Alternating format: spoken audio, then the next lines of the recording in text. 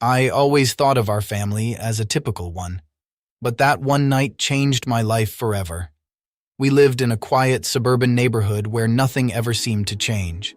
Our days were predictable, our routines set in stone. My mom, always busy with work and managing the house, and my dad, the quieter one, more reserved. My relationship with my parents was good, but there was always something about Dad that felt distant. Like there was a part of him I never truly understood. When my mom started traveling more for work, things in the house changed. It wasn't like we didn't get along, my dad and I. But without my mom around to balance everything out, it felt different. The absence of her presence left a strange void, and Dad and I were left to navigate the house together in a way we hadn't before. I was 19, about to start my second year at college, and I was staying home for the summer. Mom had gone away on a work trip for 2 weeks, and it was just Dad and me. I thought it would be easy enough. Quiet dinners, maybe a few days where we wouldn't see much of each other because of our separate routines. But it turned out to be something else entirely. It all started one warm Saturday evening. We had spent most of the day doing our own things. I was hanging out in my room, scrolling through my phone, and Dad was outside working on something in the garage. When dinner time rolled around, he called me downstairs.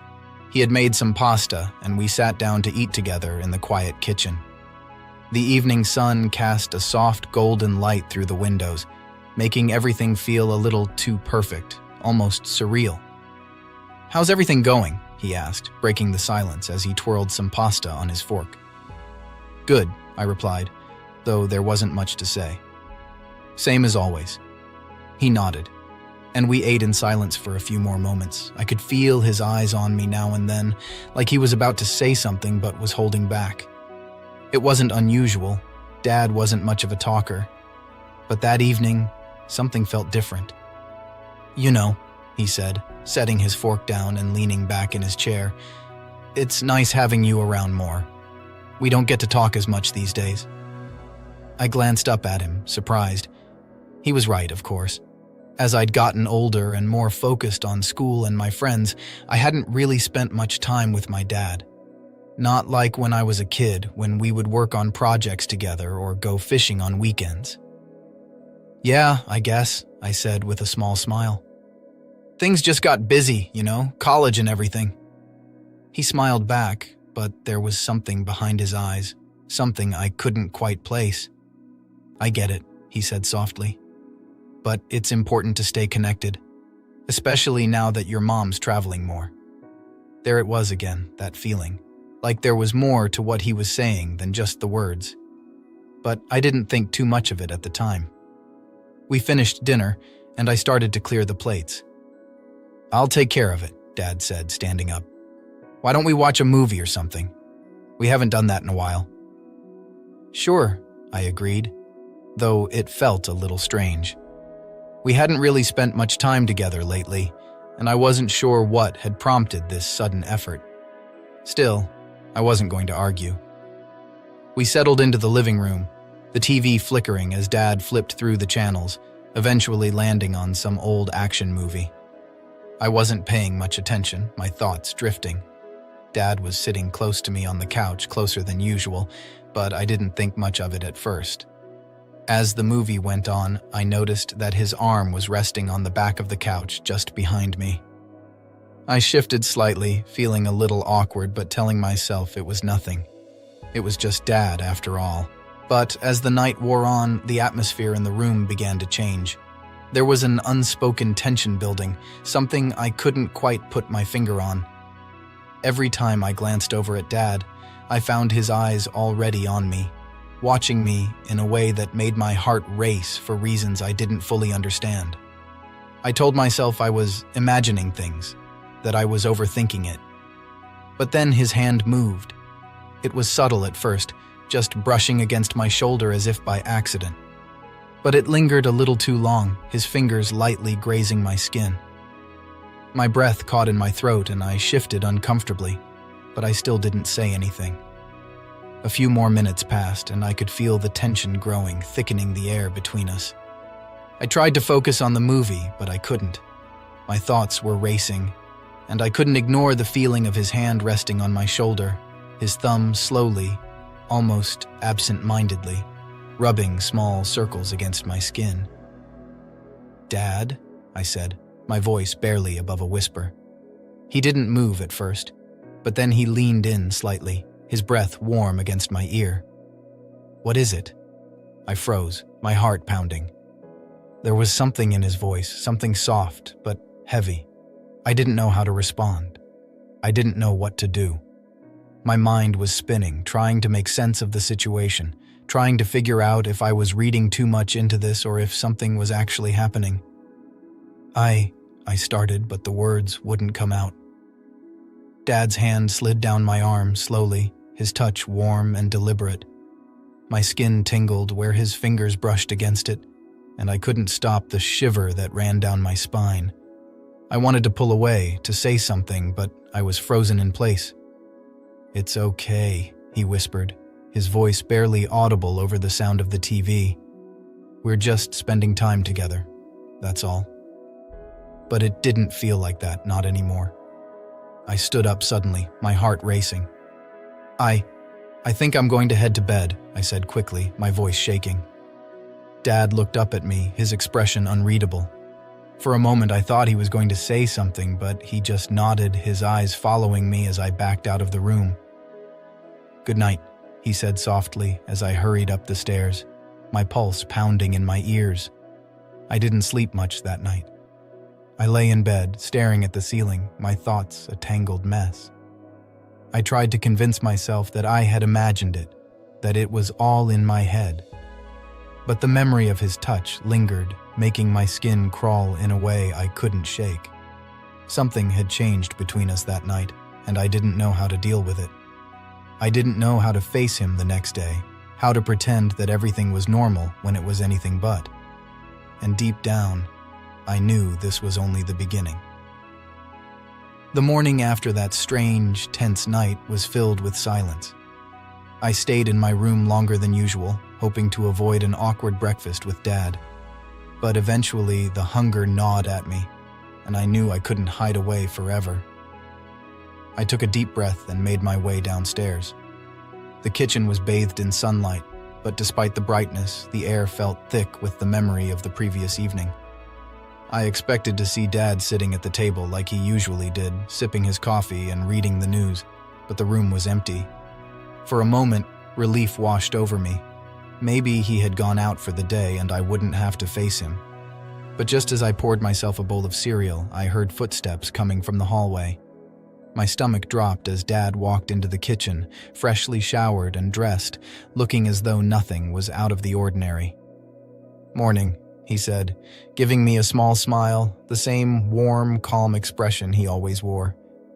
"Morning," I replied, my voice tight, my eyes glued to my cereal as I quickly sat down at the table. I didn't want to make eye contact, didn't want to relive the confusion from the night before. Dad poured himself a cup of coffee and sat down across from me. I could feel him watching me, but I kept my head down, hoping he wouldn't say anything. But of course, that wasn't how this was going to go. "You seemed a little tense last night," Dad said, his voice casual. But there was an edge to it that I couldn't ignore. I swallowed hard, my spoon hovering over my bowl. "Yeah, I was just tired. It was nothing." He nodded, but I could see in his eyes that he didn't believe me. He took a sip of his coffee, his gaze never leaving my face. The silence stretched between us, and I felt the tension building again, just like it had the night before. "We don't have to make this awkward, you know," Dad said suddenly, setting his mug down and leaning forward slightly. "We're family. We should be able to talk about anything." I looked up at him then, my heart racing. The way he said it, the way his voice softened, it wasn't a suggestion. It was almost a challenge. "I know," I said, trying to keep my voice steady, but the nerves were creeping in. "But it's not... nothing really happened, right?" Dad leaned back in his chair, studying me for a moment. "That's up to you," he said quietly. "If you don't want to talk about it, we don't have to." But if something's on your mind, you can always tell me." I stared at him, my thoughts racing. Did he know what he was doing? Was he testing me, seeing how far he could push this unspoken boundary between us? Or was I the one reading too much into things?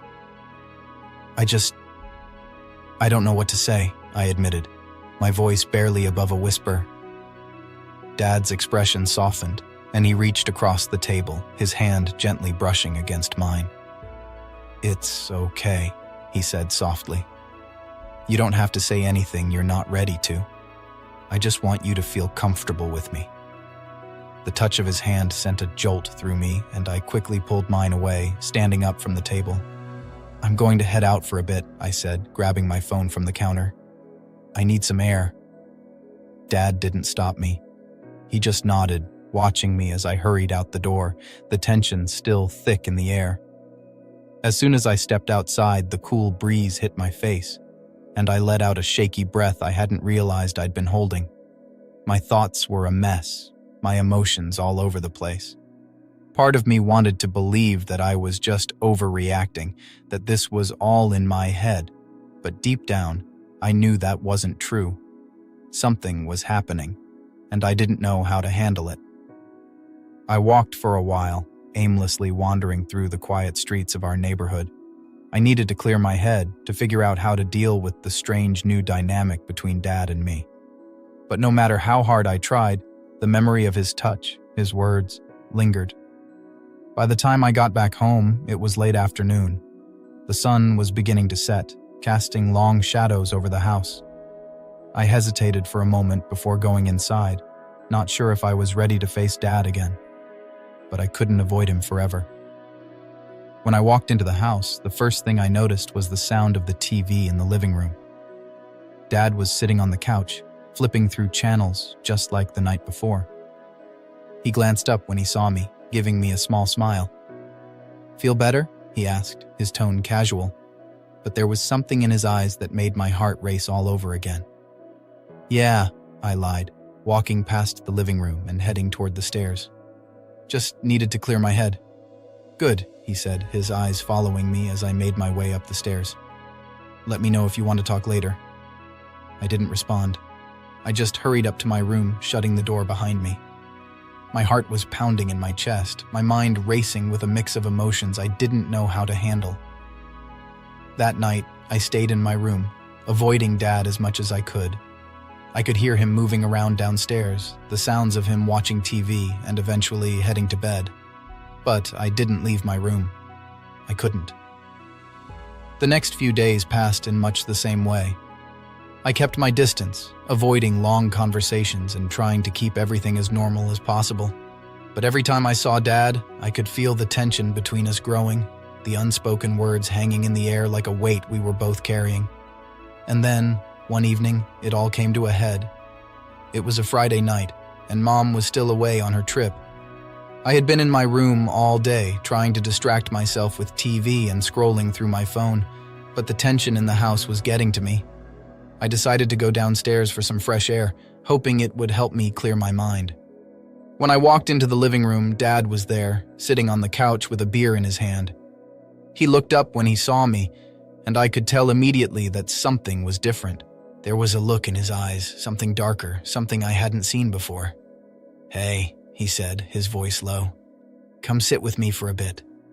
I hesitated, my heart pounding. There was something in his voice, in the way he was looking at me, that sent a shiver down my spine. "I'm good," I said quickly, turning toward the door. "Just needed some air." But before I could leave, Dad stood up, moving toward me with a quiet, deliberate step. My heart raced and I backed up instinctively, my pulse pounding in my ears. "Dad?" I whispered, my voice trembling. He didn't stop. He just kept walking toward me, his eyes locked on mine, the room suddenly feeling too small, too close. And then he was standing right in front of me, his hand reaching out to touch my arm, his fingers warm against my skin. "You don't have to be scared," he whispered, his voice soft but firm. "It's just us. There's no one else here." The words sent a cold shiver down my spine, and I realized in that moment that this wasn't just in my head. This was real, and there was no turning back. I stood there frozen, my back against the door, my pulse pounding in my ears. The room felt too quiet, the air too thick. Dad's hand was still resting on my arm, his fingers pressing just a little too hard, lingering longer than they should have. His touch sent a wave of confusion and fear rushing through me, making my stomach churn. "You don't have to be scared," Dad repeated, his voice even softer this time, like he was trying to soothe me. But the way he said it only made the tension worse, made the panic in my chest flare up even more. "I'm not," I lied, my voice barely above a whisper. But we both knew that wasn't true. Dad's eyes stayed on mine, and for a moment, neither of us moved. I felt like I was standing on the edge of something, and I didn't know if I was going to fall or be pulled back to safety. "You don't have to pretend," he said, his fingers sliding down my arm in a way that made my skin tingle. "I know what you're feeling." The words sent a cold shiver down my spine, and I pulled my arm away, taking a step back. My heart was racing, and my mind was spinning with 1,000 different thoughts, none of them making any sense. I started, but the words caught in my throat. I didn't know what to say. How could I explain what was happening when I didn't even understand it myself? Dad took another step toward me, closing the distance between us again, and this time, I couldn't move. His hand reached up, gently brushing a strand of hair away from my face, his fingers grazing my cheek. "You don't have to say anything," he whispered, his voice low, almost too quiet to hear. "Just let it happen." I felt like I was trapped in some kind of nightmare, like everything was moving too fast and too slow at the same time. My legs were frozen, my body refusing to move, even though every part of me was screaming to get out of the room, to run, to do anything but stand there and let this happen. "Dad, please," I finally managed to say, my voice trembling. "This isn't right." His hand dropped to his side, but he didn't move back. His expression didn't change, but there was something in his eyes, something dark, something I didn't recognize. "I know it feels confusing," he said softly, "but it's not wrong. You'll understand that soon." My heart was pounding so hard I thought it might burst out of my chest. I felt like I couldn't breathe, like the walls were closing in around me, trapping me in this moment with no way out. "I'm your father," he continued, his voice calm, soothing. "I've always been here for you, and I always will be." The words felt like they were twisting in my stomach, making me feel sick. I couldn't take it anymore. I needed to get out, to put some distance between us, to think. I couldn't stay in this room with him, not when everything was spinning out of control. "I need some air," I said, backing up toward the door. I need to go." Dad didn't try to stop me this time. He just stood there, watching me with that same unreadable expression, his eyes following my every move. I turned and left, my breath shaky as I hurried down the hallway, my mind racing. When I stepped outside, the cool night air hit my face, and I sucked in a deep breath, trying to calm myself. But it didn't help. My hands were shaking, my heart still racing with fear and confusion. What had just happened? What was going on with Dad? I couldn't wrap my head around it. Part of me wanted to believe that I had misunderstood, that I was overreacting. But the way he had looked at me, the way he had touched me, it wasn't my imagination. I knew that now. I walked for what felt like hours, my thoughts tangled, my emotions a mess. I didn't know where to go or who to talk to. I couldn't tell anyone about this. Who would believe me? And what would it even mean if they did?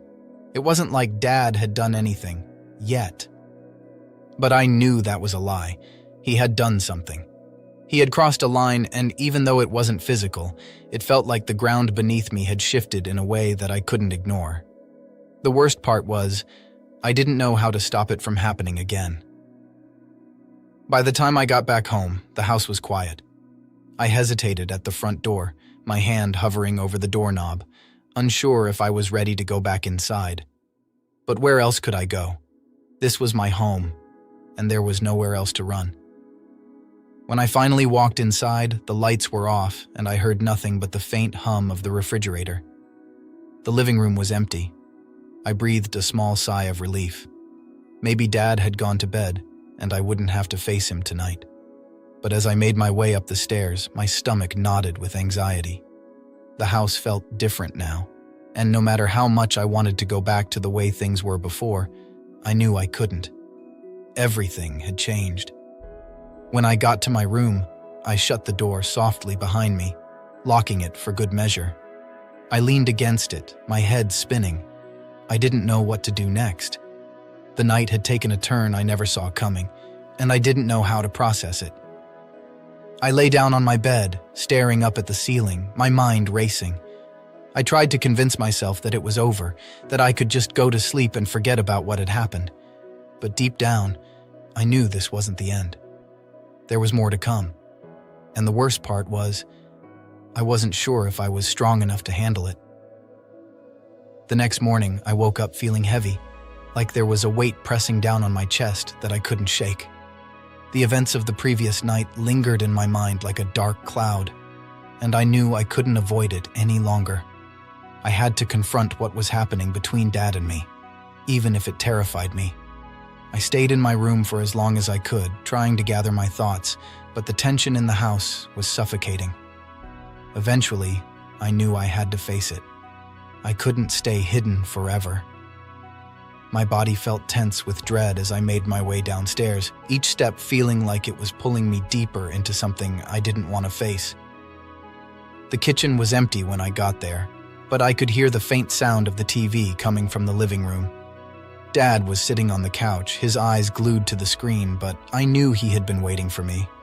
The air was thick with unspoken tension, and I could feel my heart racing as I approached him. "Morning," he said, without looking at me, his voice casual, but there was an edge to it that I couldn't ignore. "Morning," I replied, my voice barely audible. I stood there for a moment, unsure of what to do next. I couldn't keep pretending that nothing was wrong, but I didn't know how to start this conversation. How was I supposed to talk to my father about something like this? Finally, I took a deep breath and sat down across from him. "We need to talk," I said, my voice trembling slightly. Dad looked at me then, his eyes serious, but there was a flicker of something else. Something darker. Something that made my stomach twist with anxiety. "What about?" "You know what," I said quietly. "Last night, what happened?" For a moment, he didn't say anything. He just stared at me, his expression unreadable. Then he sighed, leaning back on the couch and rubbing his hand over his face. "Look," he said, his voice low. "I think you're making this into something bigger than it is." I felt a wave of anger and confusion wash over me. "I'm not making it up," I said, my voice sharper than I intended. "You touched me, Dad. You said things." His jaw tightened and he looked away, his eyes focusing on the TV as if that would somehow make the conversation go away. "I didn't mean anything by it," he muttered. "You're just growing up. I wanted to make sure you knew that I was here for you." I stared at him, my heart pounding. That's not what it felt like. For the first time, I saw something break in his calm exterior. He looked at me, really looked at me, and for a second, I thought I saw guilt flash across his face. But then he shook his head, his expression hardening. "You're confused," he said, his voice firmer now. "I'm your father. I would never hurt you." I felt my hands trembling in my lap, a mix of fear and frustration bubbling up inside me. "It's not about hurting me," I said, my voice shaking. "It's about crossing a line." There it was, the truth out in the open. The words hung between us, heavy and raw. I couldn't take them back, and I didn't want to. I had to stand my ground, even though it felt like my world was crumbling around me. Dad stood up, pacing the room with an uneasy energy. "This is ridiculous," he muttered. "We're family. You're reading too much into this." But I knew I wasn't. I knew that what had happened wasn't just in my head. It was real, and it had changed everything. "I'm not a kid anymore," I said, my voice steadying. "I know what's going on." Dad stopped pacing, his eyes locking onto mine. For a long moment, he didn't say anything, and I could see the battle going on inside him. The silence stretched on, and I could feel my pulse in my ears, the tension in the room nearly suffocating. Finally, he let out a long breath, his shoulders slumping as if he had finally given up trying to pretend. "I didn't want this to happen," he said quietly, his voice barely above a whisper. I felt a cold knot of fear tighten in my stomach. "Then why did it?" He sat back down on the couch, his hands rubbing together nervously. "I don't know," he said, his voice sounding small, defeated. I guess I was lonely. Your mom's been gone so much and you've grown up so fast. I don't know, it got out of control." The confession hit me like a punch to the gut. It wasn't what I wanted to hear, but it was the truth. And now that it was out, there was no going back. "I don't know how to fix this," he said, his voice breaking. "I've messed everything up." I sat there, staring at him, feeling a mix of emotions swirling inside me: anger, sadness, fear, and confusion. I didn't know what to say. How could I? There was no easy way to fix what had happened between us. No simple words that could make it all go away. "We need help," I said finally, my voice shaking. "We can't just ignore this." Dad nodded slowly, his face pale, his eyes hollow. "I know," he whispered. "I'll figure something out. I'll make this right." But I wasn't sure if he could. I wasn't sure if anyone could. The days that followed were filled with an unbearable silence. Dad and I barely spoke, and when we did, it was only about practical things: when Mom would be back, what groceries we needed, things that felt meaningless compared to the weight of what we were both carrying. It wasn't until Mom returned from her trip that things finally came to a head. She walked in, her suitcase in hand, smiling as she greeted us, oblivious to the tension that had settled into our house like a thick fog. I felt a surge of guilt, knowing what had happened while she was gone, and knowing that I couldn't keep it a secret forever. That night, after dinner, I sat down with her, my heart racing as I told her everything. I told her about the tension, about what Dad had done, about how it had made me feel. She listened, her face growing paler with every word, and by the time I finished, she was sitting in stunned silence. "I don't know what to do," I whispered, tears stinging my eyes. "I don't know how to fix this." Mom didn't say anything for a long time. She just sat there, staring into the distance, her face tight with anger and hurt. Then, finally, she stood up, her movements sharp and deliberate. "I'll handle it," she said quietly, her voice cold. "This isn't your fault." And she did handle it. The next few weeks were a blur of difficult conversations, of therapists and counselors, of trying to piece together the fragments of our broken family. It wasn't easy. In fact, it was one of the hardest things I had ever been through. But slowly, things started to shift. Slowly, we began to heal. Dad moved out for a while, giving us space, and in that time, I focused on myself, on finding my own strength, on understanding the complicated feelings I had been carrying. I didn't know if I would ever fully forgive him, or if things would ever go back to the way they were before. But I knew that I couldn't let this define me, and in time, I found a way to move forward. Luckily, I did.